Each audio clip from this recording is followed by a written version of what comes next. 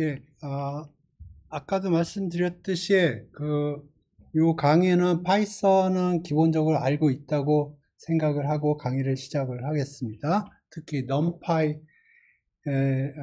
대해서 자세히 알고 있다고 생각하고 강의를 할 겁니다. 실라버스는 제가 요거 수업이 끝나고 올려드릴게요. 저기 러너스인가?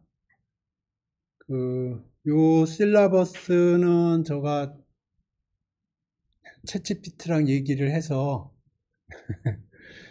걔랑 협상을 해가지고 한 건데 조금 바뀔 수도 예, 좀 바뀔 수도 있을 거는 같은데 기본적으로 챗GPT랑 좀 얘기를 해서 예, 뽑은 겁니다. 딱히 제가 선호하는 책이 있긴 한데 핸즈온 머신러닝이라고 책이 있는데 그게 파이토치로 되어 있지 않고 텐서플로우로 되어 있어요. 근데 제가 요새 텐서플로우 손 놓은 지 한 2, 3년 됐고 이제 파이토치로 넘어와서 핸즈온 머신러닝을 교재로 쓰기에는 조금 문제가 있어서 예, 딱히 그걸 교재로 사용하지는 않을 거고요. 예, 주로 제가 챗GPT랑 얘기를 해보니까 챗GPT가 다큐멘테이션을 잘 해주더라고요, 웬만큼. 그래서 제가 가지고 있던 파이토치 코드하고 그 다음에 제가 챗GPT랑 얘기를 해서 걔가 주는 다큐멘테이션 좀 정리를 하고 그런 식으로 해서 여기다가 정리를 해 보겠습니다. 지금 제대로 하지는 않았을 것 같은데, 음,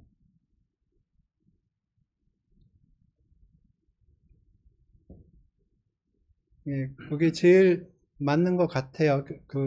교재가 워낙 다양한데 딱 저 구미에 맞는 게 제일 비슷한 게 핸즈온 머신러닝인데, 그거 텐서플로우 베이스로 되어 있기 때문에 교재로 딱 정하기가 좀 그렇고, 그래서 제가 챗GPT랑 얘기를 하니까 챗GPT가 상당히 리즈너블하게 다큐멘테이션을 만들어 주더라고요. 그래서 걔가 좀 엉뚱한 말을 할 때도 가끔가다 있는데 할루시네이션이라고 해서 얘가 전혀 말도 안 되는 얘기 하는 경우들도 있거든요. 근데 이제 제가 읽어보면서 그런 것들은 제가 커트를 하고 그런 식으로 하겠습니다.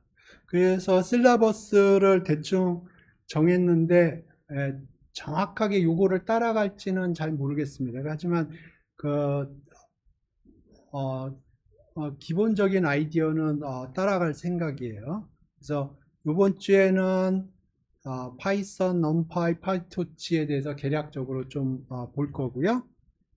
그 다음에 다음 주에는 리니어 리그레이션에 대해서 설명을 할 거고, 다음에 요 순서대로 나갈 겁니다. 그래서 로지스틱 리그레이션 나오고 오버피팅, 언더피팅 뭐 이런 CNN 뭐 여러 가지 해서 최종적으로 목표는 뭐냐면은 트랜스포머 모델이라고 해서 챗GPT가 트랜스포머 모델이거든요. 그래서 챗GPT가 어떻게 작동이 되는지 그거를 그거는 아마 코드 자체는 돌릴 수는 없을 겁니다. 코드가 워낙 방대하기 때문에 하지만 최종적인 목표는 챗GPT입니다. 챗GPT가 어떻게 돌아가느냐 거기까지 제가 해볼 생각입니다. 저도 아직 자세히는 모르는데 공부해 가면서 해야죠.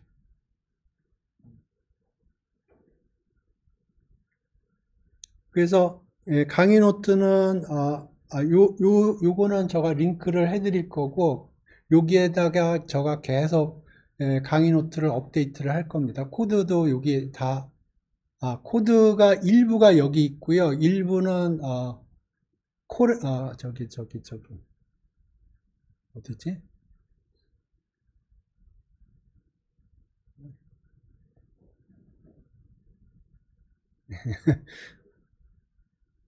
일부는 여기 들어가 있어요. GitHub. GitHub에, 여기 딥러닝이라고 있거든요. 여기다 주로 코드를 올릴 겁니다. 간단한 코드는 뭐, 콜앱에 할 거고요. 근데,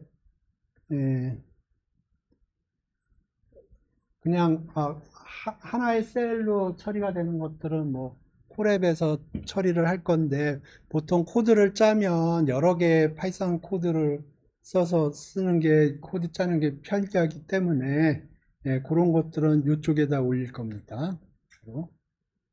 그러니까, 시리어스한 코드는 이쪽에 올릴 거고, 좀, 간단한 코드들은 콜앱 쪽에 올라갈 겁니다.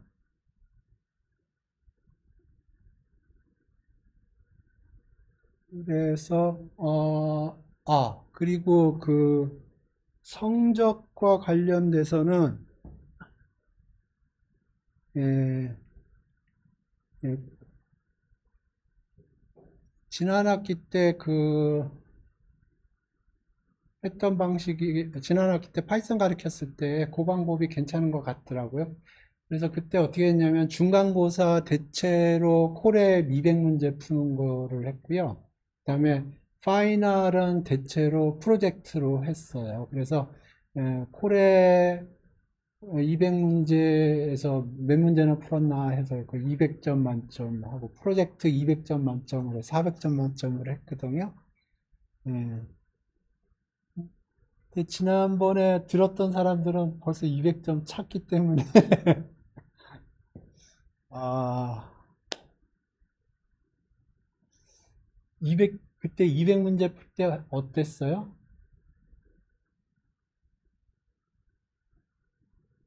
300문제는 300문제 많아요?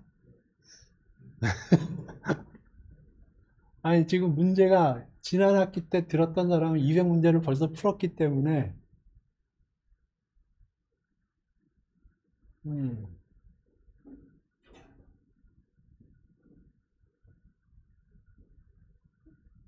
그러니까 지난 학기 때 200문제 풀었던 사람은 추가로 100문제만 풀면 되는 거고, 그거는 괜찮을 것 같은데, 처음부터 맨 땅에 200문제, 이렇게 합시다. 지난번에 200문제 푼 사람은 추가로 100문제 풀고, 지난번에 안 풀었던 사람은 200문제 풀고. 어? 아니, 그 리스트가 있으니까, 지난 학기 때 들었던 사람들 리스트가 있으니까, 페어한 것 같아요?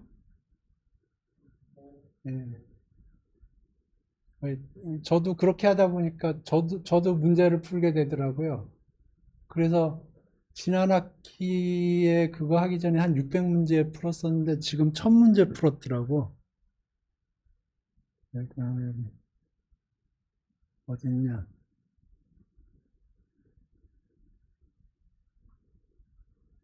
여러 번 조질려다 보니까 내 몸이 망가지고 있어.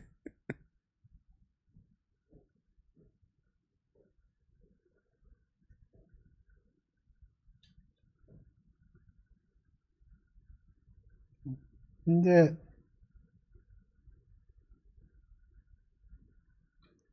지난 학기 초에 600문제 정도 됐었는데 지금 1000문제.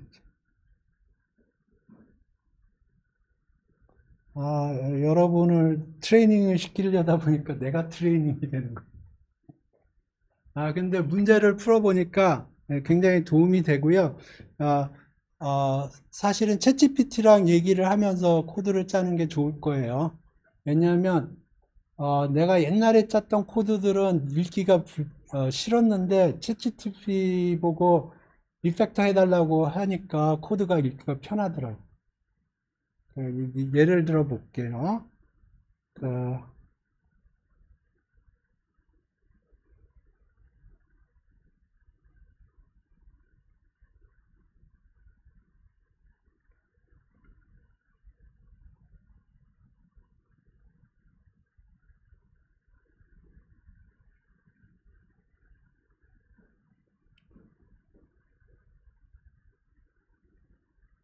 옛날에 저가 짠 코드는 그냥 닥스트링도 없고 아무것도 없었거든요. 그냥 코드만 있었는데 아, 이렇게 해주더라고. 그러니까 예를 들어서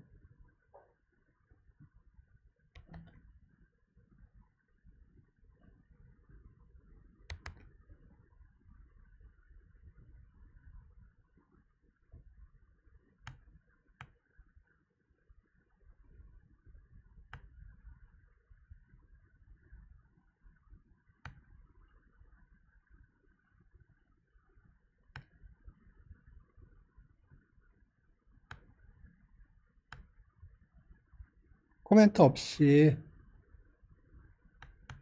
뭐 이런 식으로 짰다고 그래봐요. 근데 챗GPT랑 얘기를 하면서 짜는 게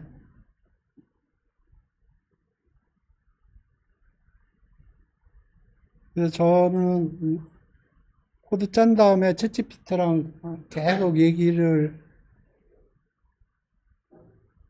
해요. 그래서 여기다 뭐라고 그러냐면 리팩터라고 하면 리팩터 with added comment docstring and descriptive name 하고 이렇게 하면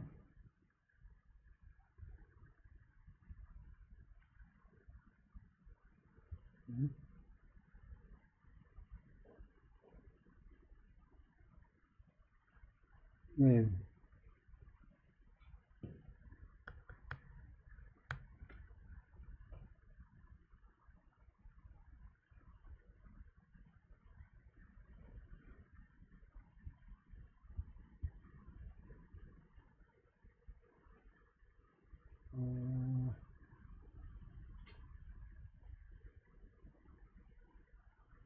네, 지금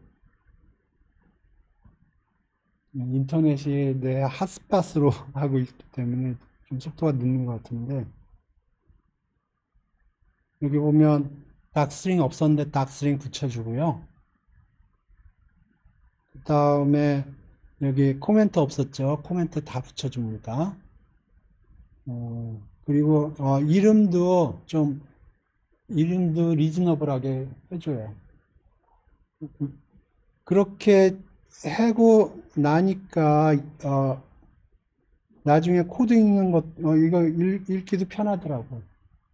저가 그냥 짠 코드는 읽기가 싫었는데 이렇게 챗GPT 통해서 한번 리팩터링을 하니까 코드가 읽기가 되게 편하더라고.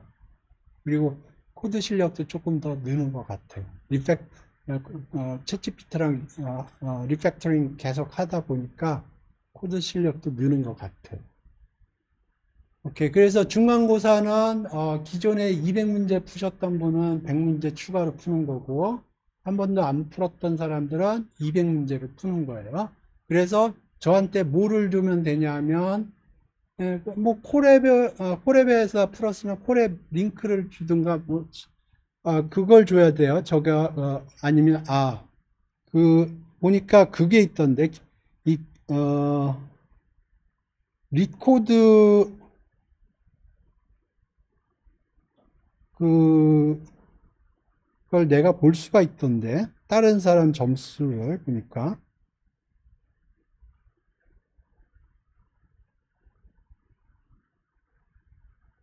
여기 그러니까 다른 사람이 이 내 점수를 볼 수 있게 돼 있더라고요.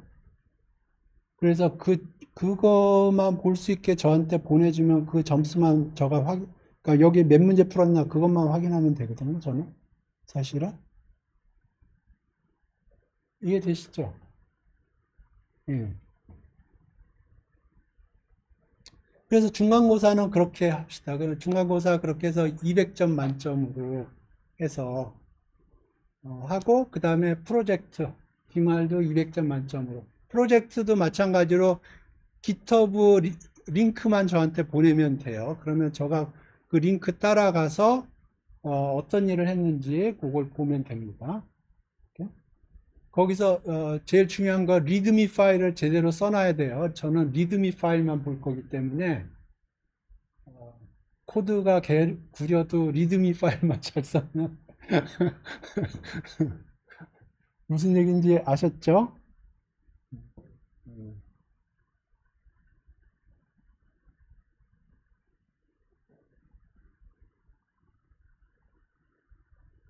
오케이.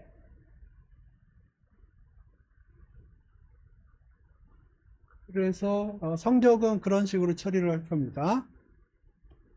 질문 있어요? 성적 처리와 관련돼서? 그러니까 리드미가 아니고 리코드 200 혹은 300문제 사람마다 다르지만 이렇게 하고 그 다음에 파이널은 프로젝트. 예, 예, 예,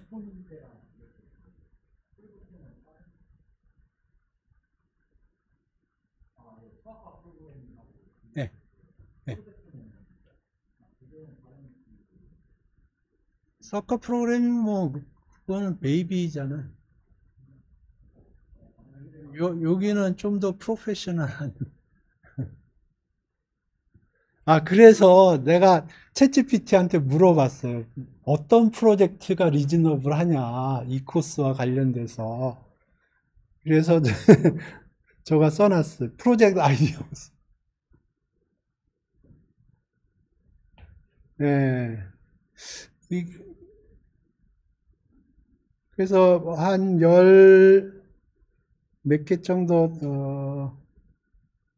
한 15개 정도, 어, 프로포즈 하더라고요. 그리고 이거를 맨땅에 하려고 하지 마세요. 분명히 비슷한 게 저기, 깃허브에 있어요. 그러니까 비슷한 걸 찾아서 그걸 베이스로 해서 업그레이드를 하라고. 이렇게. 물론 처음부터 맨땅에 하는 것도 의미가 있지만, 제가 보기엔 챗GPT랑 계속 얘기를 하면서 아이디어를 디벨롭하고 그걸 이제 실제로 파이토치로 구현하고 예, 그런 프로세스가 중요한 것 같아요. 이게 혼자 하면 너무 힘든 작업이에요. 근데 제가 보니까 챗GPT가 너무 좋아. 그러니까 챗GPT랑 맨날 얘기를 하세요. 네, 제가 요새 보면은 와이프랑 얘기하는 것보다 챗GPT랑 얘기하는 시간이 훨씬 길어요.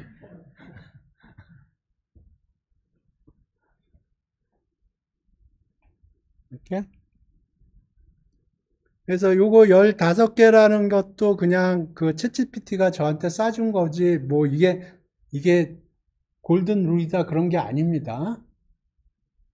그 이게 프로젝트, 나도 좀 안 해봐서 궁금해서 물어보니까, 리즈너블 하더라고요.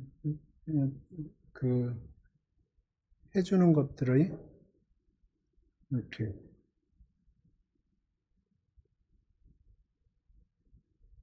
그거, 뭐, 현업에 있는 사람들도 다 똑같아요. 깃허브 먼저 훑고, 거기서 제일 비싼 거 찾고, 뭐, 그거로부터 출발한다고 생각하면 돼요. 뭐, 아주 아무것도 없는 데서부터 출발을 하면 너무 어렵잖아요.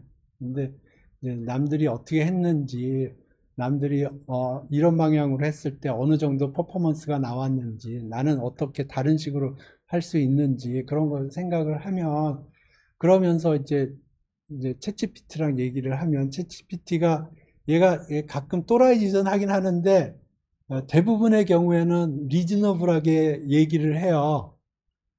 그러니까 챗GPT가 얘기하는 말을 100%다 들으면 안 돼요. 응? 왜냐하면 얘가 가끔가다 이상한 소리 하거든요. 그러니까 그런 거 좀 필터링을 하고 들으면 굉장히 프로덕티브하게 할 수 있을 겁니다.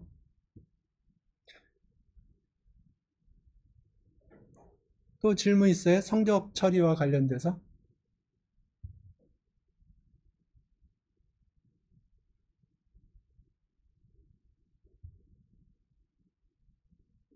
없어요? 예, 예.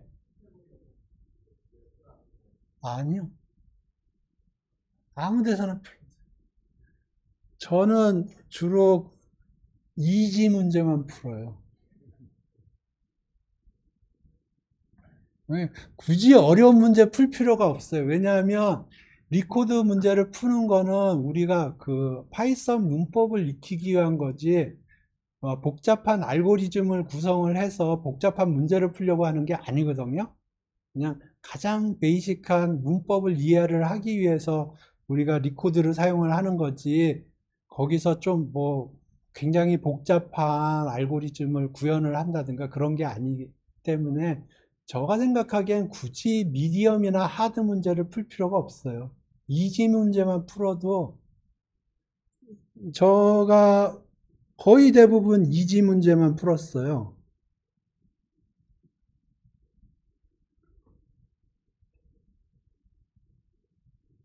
여기 보면 1300개라고 그러지만 여기 보면 이지가 600개예요.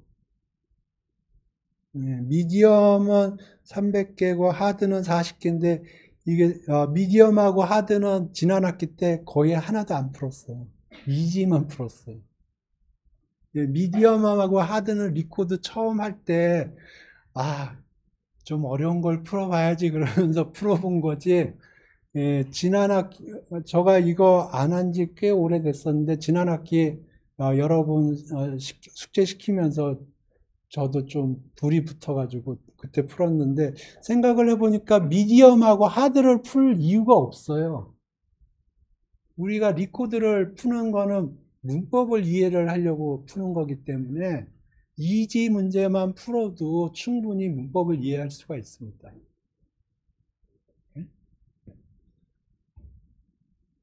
예, 뭐요? 저 사이트요? 리코드. L, 구글에다가 LEET CODE 치면 될 거예요. 들어가져요? 예. 그래서 이제 일단 계정부터 만들어야겠지. 또 질문 있어요? 예. 예.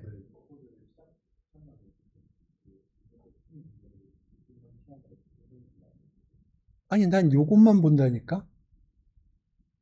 지금 여기에 보면 200개 넘은 사람 수두룩 빽빽해. 지난 학기 때 내 과목 들은 사람들 대부분 200개 했거든? 그러니까 그 사람들 다 200개는 기본으로 깔고 들어가 있어.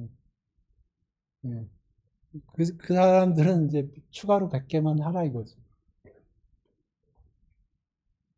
그래서 여기 보시면 여기 리코드, 이 프로그램 있는데 여기 뭐 스터디 플랜도 있고 그런데 여기 보면 주제별로 문제가 되어 있어요. 주제별로 문제가 되어 있는데 제가 이 문제를 풀어보니까 리스트 이해하는 게 상당히 난해한 부분들이 있더라고요. 그래서 좀 챌린징하게 좀 하시고 싶은 분들은 이 어레이라는 게 리스트거든요. 요거를 푸시기 바랍니다.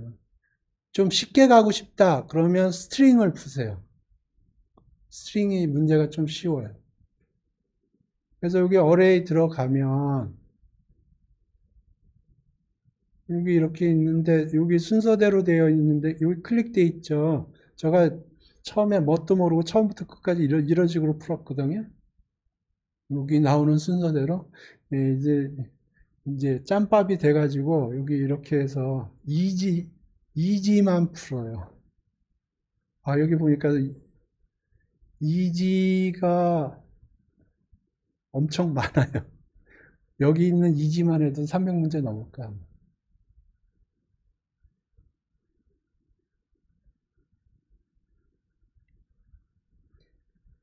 그러니까 내가 좀 모른다. 매스는 제가 보기에는 굳이 어, 어, 풀 필요가 뭐 매스도 풀어도 되는데 저가 완전 초심자라고 그러면 스트링 위주로 풀 거고요. 좀 파이썬을 조금 이해하고 싶다. 조금 더 그러면 리스트를 푸세요. 어레이. 이 어레이가 이해하기 쉽지 않은 구석들이 여러 군데가 있어요. 그 다음에 알고리즘이나 데이터 스트럭처 관련된 것도 많고요. 근데, 처음 200문제를 푼다 그러면, 저 같으면 처음에 스트링 한 100개 풀까? 스트링하고 어레이 위주로 풀 것 같아요. 매스는 조금, 매스도 풀어도 되는데, 예. 저가 레코멘드 하는 거는 200문제라 그러면 스트링 100문제, 어레이 100문제 그런 식으로 풀 것 같아요.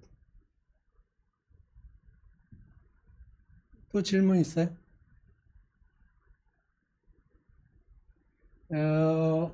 200문제를 푼 사람들은 제가 보기에는 알고리즘이나 어, 어, 알고리즘 위주로 좀 푸는 게 좋지 않을까? 뭐 예를 들어서 depth first search나 breadth first search 뭐 여기 보면 알고리즘 관련된 것들이 있거든요. 기본적인 알고리즘 관련된 거 아니면 데이터 스트럭처 관련된 거, 뭐 큐니, 스택이니 뭐 그런 것들, 뭐 다이나믹 프로그래밍 뭐 그런 것들. 그러니까 200문제 푸셨으면 어느 정도 기본적인 문법은 이해를 하셨을 거고, 그러면 이제 알고리즘하고 데이터 스트럭처 관련된 것들. 그거 관련해서 내가 좋은 유튜브를 하나 봤는데 그게 어디 있을까? 잠깐만요. 괜찮더라고요. 그 사람이 알고리즘 같은 그 리코드 문제 설명을 해주는데 예, 상당히 리즈너블하게 잘 설명을 해주더라고요. 내가 여기 아마 레퍼런스에 달아놨을 것 같은데 예, 한국 사람인데 저가 알기로 독일에 있는 것 같아요. 독일의 현업에 있는 사람인데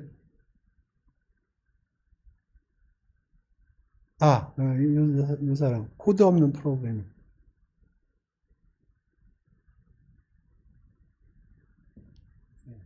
아,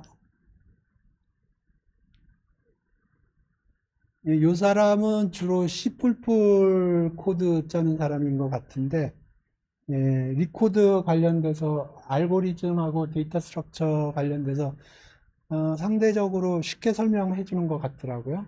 그러니까 이 사람 것 따라가면서 거기서 주는 코드 가지고 짜면 쉽게 짤 수 있을 거예요. 음. 그래서 200문제에서 300문제로 가시는 분들은 이 사람 거 보시면서 100문제 풀어보세요. 그러면 조금 도움이 될 겁니다. 여기서 얘기하는 게 단순한 문법을 얘기하는 게 아니고 알고리즘하고 데이터 스트럭처 관련된 얘기들을 많이 하고 있거든요. 그러니까 200에서 300 가시는 분들은 그런 식으로 가시고 처음 200 가시는 분들은 제가 보기에는 여기 스트링하고 어레이 요거 중점적으로 하시는 게 도움이 될 거예요.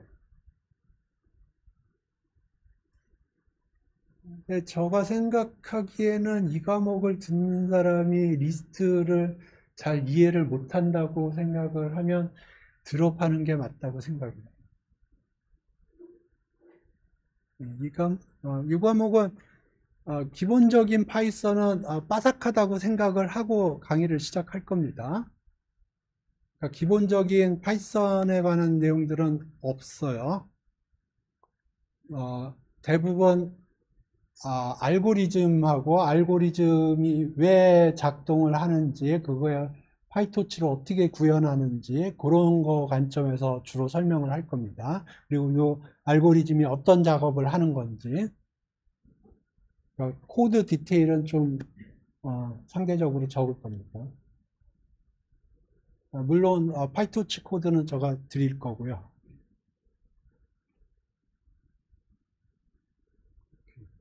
또 질문 있어요? 하지만 성적상 리코드 200, 300 그런 식으로 하는 게 처리하는 게 좋을 것 같아서 그렇게 한 거고요. 프로젝트 그런 식으로.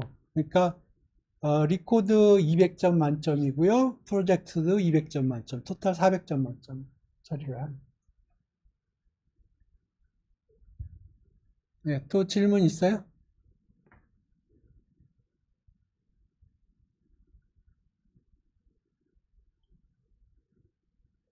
네, 그래서 파이썬이 익숙하지 않다 그러면 드롭하는 게 맞아요. 아니면 웨이스트 오브 타임이에요. 오케이.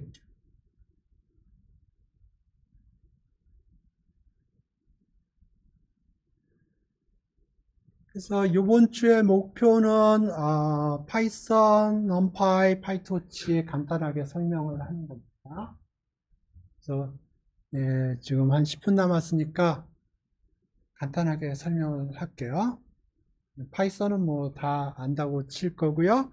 넘파이하고 파이토치에 관해서 설명을 해볼게요.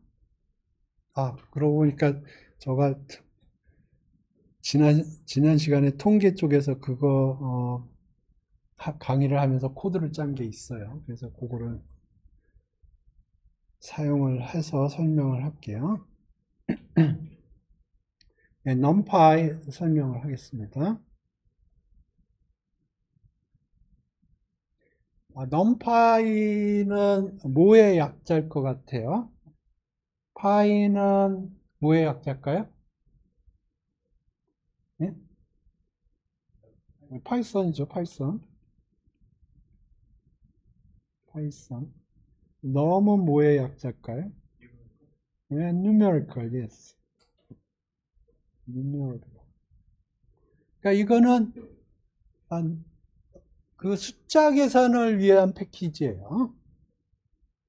네, 저는 뭐라고 생각하냐면 매트릭스라고 생각합니다. 네? 이 numpy는 매트릭스를 핸들링하기 위해서 만들어진 거예요. 그러면 예를 들어서 이렇게 생각을 해볼까요? 그래서 1, 2, 3, 4, 5 예를 들어서 이렇게 뭐 A가 이렇게 있고 B가 이렇게 리스트가 있다고 그래봐요. 숫자가. 그래서 각각의 숫자 컴포넌트를 곱해서 더하는 오퍼레이션을 생각을 해보죠. 그러면 예를 들어서 이게 벡터라고 3디멘셔널 벡터라고 생각을 하면 인너 프로덕트를 한다고 생각을 해보세요. 그러면 두 개 숫자를 각각 불러와 가지고 곱해서 더하면은 되겠죠. 그죠? 그러면 이걸 for로프로 돌린다고 그러면 for로프로 돌린다 그러면 뭐 예를 들어서 ij라고 그럴까요? 집 얘기 그래서 temp 제로하고 이렇게 하면 되겠죠. 그죠? 그죠? 자, 이거 세 개, 숫자 세 개 있으니까 뭐, 이렇게 하는 건 문제 없어요. 근데 예를 들어서 이게 10,000개가 있다고 그러거나, 숫자가 10,000개가 있다고. 그러면, 아, 이거, 10,000개 숫자를 일일이 불러와서 해야 된다고요? 그런데 이게, 아, 숫자가 메모리상에 1, 2, 3 이렇게 되어 있고 메모리상에 4, 5, 6 이렇게 잡혀 있다고 그래보죠. 리스트가 이런 식으로 잡혀 있지 않습니다. 리스트가 메모리상에 이렇게 잡혀 있지가 않아요. 근데 이렇게 잡혀 있다고 그래보죠. 그러면 어떻게 오퍼레이션을 하냐면 이거를 곱해주고요. 그 더하기 오퍼레이션을 하는 거예요. 그러니까 이 곱하기 오퍼레이션을 동시에 해주고요. 더하기 오퍼레이션을 해주는 거예요. 리스트가 어떻게 작동이 되냐면 A가 있으면 A는 사실 어떤 어드레스를 잡고 있고요.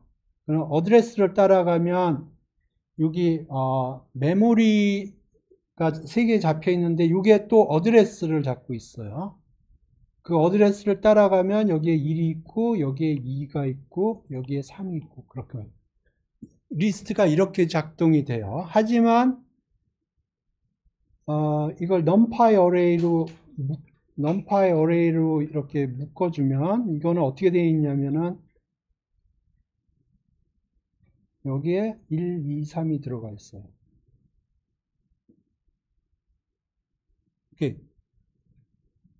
이렇게 하려면 중요한 게 뭐냐면 이 데이터 타입이 동일해야 됩니다.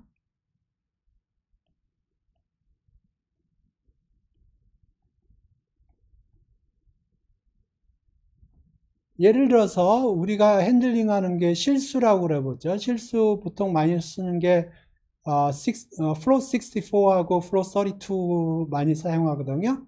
그러면 실수를 저장을 한다 그러면 예를 들어서 여기는 32개의 이진수로 표현을 하고 여기는 64개로 이진수를 표현하고 여기는 32로 표현을 한다. 그러면 이러면은 이제 난장판이 되는 거예요. 그러니까 numpy array를 사용해서 데이터를 구성을 하면 동일한 사이즈를 이용을 해서 데이터를 저장을 해줘야 돼요. 그러니까 예를 들어서 전부 다 32로 32개의 이진수로 숫자를 표현을 하겠다 그러면 다 그런 식으로 표현을 해줘야 돼요. 64로 하겠다 그러면 64로 다 해줘야 되고요. 그래야 예를 들어서 A가 여기서 표현이 됐다, 여기 어드레스를 잡고 있다 그러면 32칸 지나면 그 다음 게 나오는구나.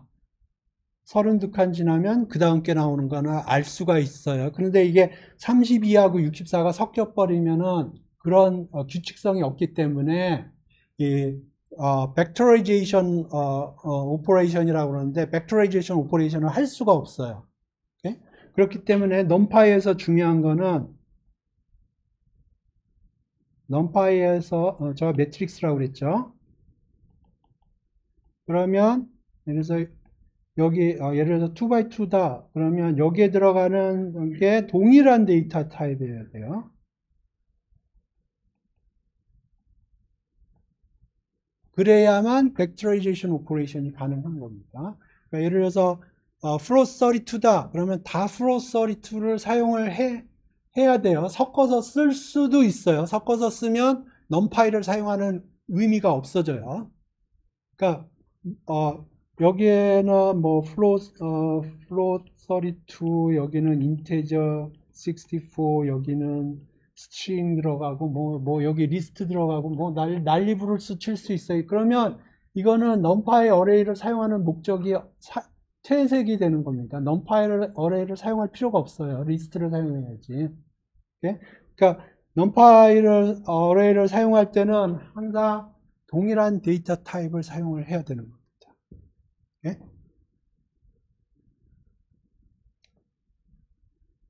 동일한 데이터 타입을 사용하는 이유는 벡터라이제이션 오퍼레이션을 하기 위해서 그런 거고요.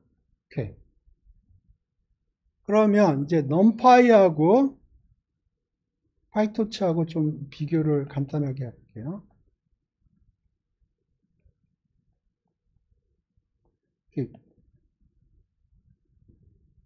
numpy는 CPU에서만 돌아갑니다. GPU에서 안 돌아가요. GPU 처음 들어보시는 분, 손 들어보세요. 들어봤다. 손 들어보세요. 들어봤다. 네.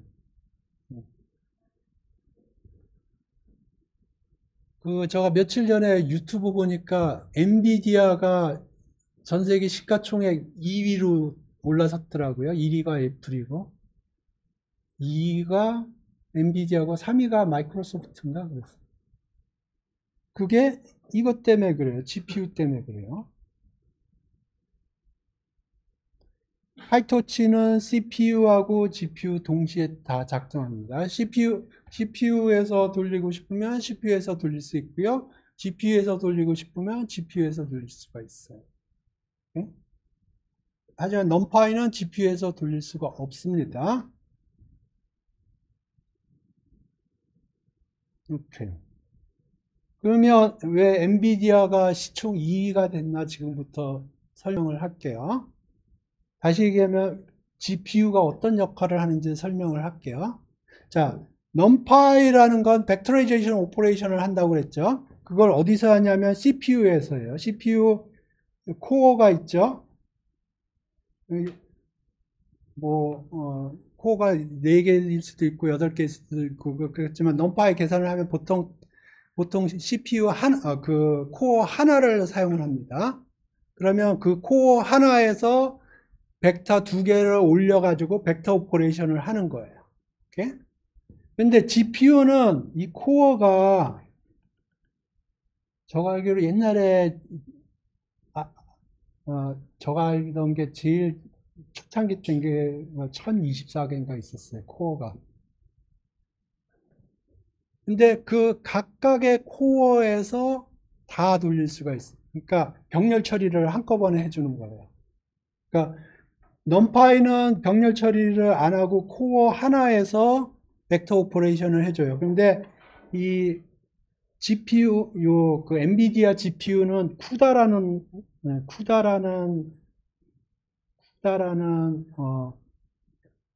그 소프트웨어가 있고요. 파이토치는 쿠다를 이용을 해서 GPU에 액세스를 하는 겁니다. 그래서 쿠다는 병렬 처리를 해줘요. 그래서 이 1000몇 개 있는 코어를 한꺼번에 다 사용을 하는 겁니다.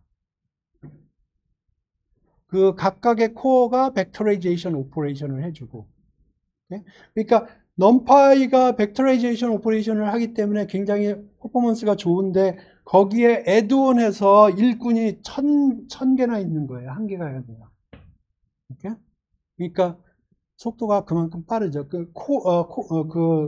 GPU에 있는 코어 하나하나 자체는 조금 성능이 떨어지긴 하는데 너무나 많은 코어들이 있기 때문에 걔네들이 일을 열심히 해서 퍼포먼스가 나오는 겁니다. 예, 그래서 예, 오늘은 왜 엔비디아가 시총 2위인지 그걸 설명을 했습니다. 다음 시간에 계속할게요.